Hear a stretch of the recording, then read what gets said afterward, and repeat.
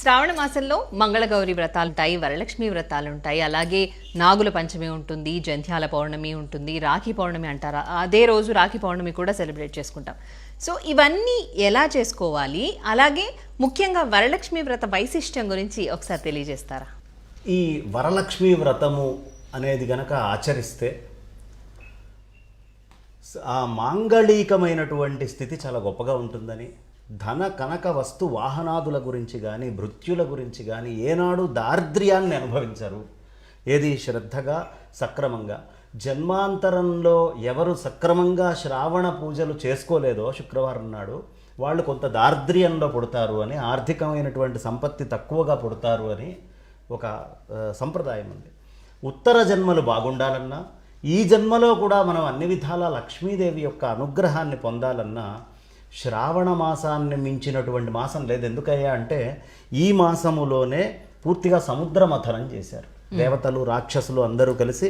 విష్ణుమూర్తి మందర పర్వతం కింద అక్కడ దాన్ని కిందకి వెళ్ళి ఆ తాబేలు చక్కగా కూర్మ రూపంలో ఆయన కూర్చొనుండి చేస్తే 14 విలువైనటువంటి రత్నాలు పుట్టినటువంటి మాసం ఈ మాసం. కాబట్టి ఈ మాసములో ఖచ్చితంగా లక్ష్మీ అమ్మవారి యొక్క అనుగ్రహము, అనర్ఘమైనటువంటి రత్నాలు అన్నీ కూడా లభించాలి అంటే ఈ మాసానికి చాలా ప్రతీతి అని పెద్దలు మనకు చెప్తారు. కాబట్టి ఈ మాసములో ఖచ్చితంగా ఆ లక్ష్మీ అమ్మవారికి, అది కూడా పౌర్ణమి ముందు ఉండేటటువంటి శుక్రవారం, సాధారణ 2వ శుక్రవారము, అప్పుడప్పుడు 3వ శుక్రవారం కూడా వస్తుంది.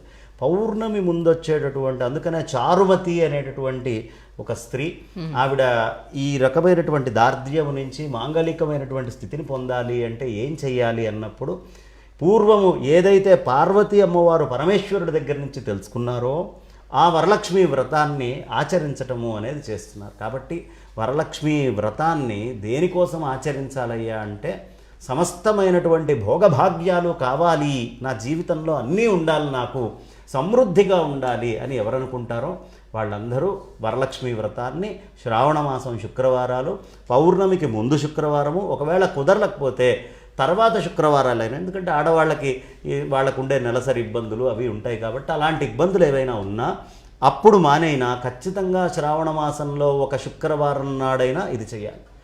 ఎందుకు అంటే శ్రావణ మాసం అంత లక్ష్మీప్రదమైనటువంటి మాసం ఇంకొకటి లేదు.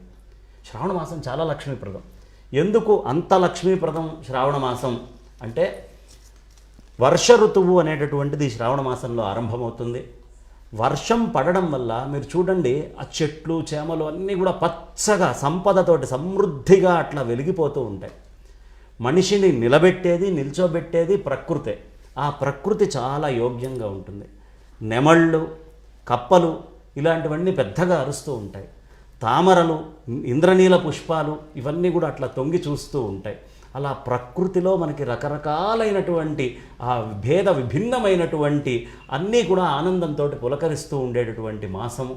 ఎప్పుడూ చూడనటువంటి జీవరాశి అంటే భూమి మీద రకరకాలుగా మనకి చీమలు, దోమలు ఇవే కాకుండా మీకు పట్టు పురుగులు, లేదు వానపాములు, ఇలాంటి కొత్త రకమైనటువంటి జీవరాశి దేనివల్ల ఈ ప్రకృతి బాగా ఆనందంగా సౌభాగ్యంగా ఉంటుందో, మనకి ఎరువుల దగ్గర నుంచి కూడా ఈ వానపాములు అవసరం.